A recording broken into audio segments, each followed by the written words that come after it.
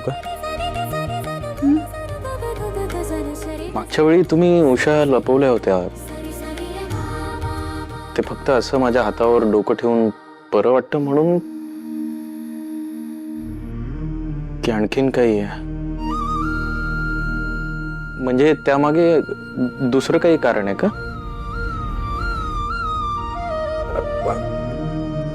मला माहिती आहे आपलं लग्न अपघातानं झालंय, आपण चांगले मित्र आहोत, पण हे सगळं थोडं मैत्रीच्या पुढचं आहे ना. म्हणजे मला जाणवलं आज तसं. तुमच्या मनात तसं काही असेल, तुम्हाला कळतंय ना मला काय म्हणायचंय ते. मला अर्पिता मॅडम,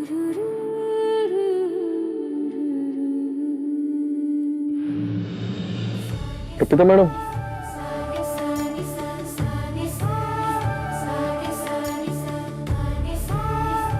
एवढी हिम्मत करून मनातलं सगळं बोललो,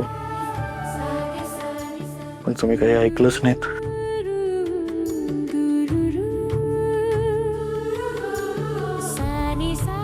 आता परत कधी हिम्मत होईल काय माहित आहे.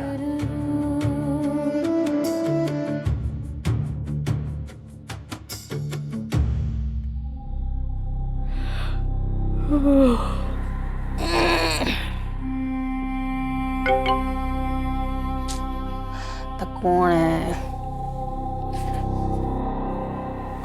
रेणुका यार, ही काय मुलगी यार, स्वतः झोपत नाही, मला पण झोपू देत नाही. काय त्याच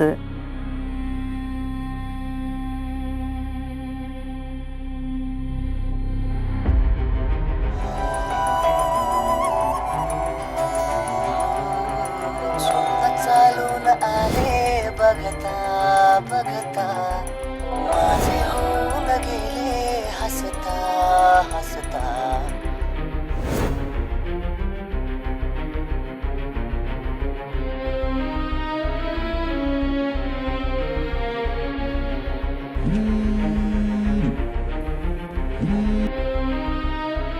हॅलो. हे Renuka, what is this nonsense?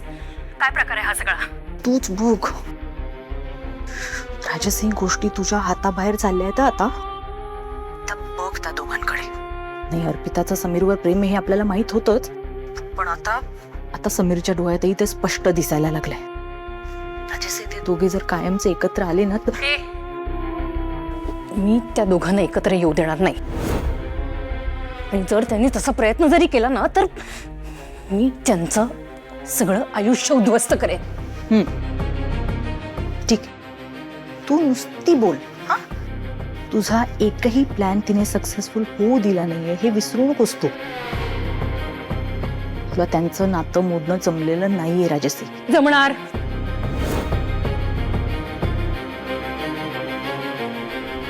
ही मुलगी एकदाही सांगून फोन ठेवत नाही यार.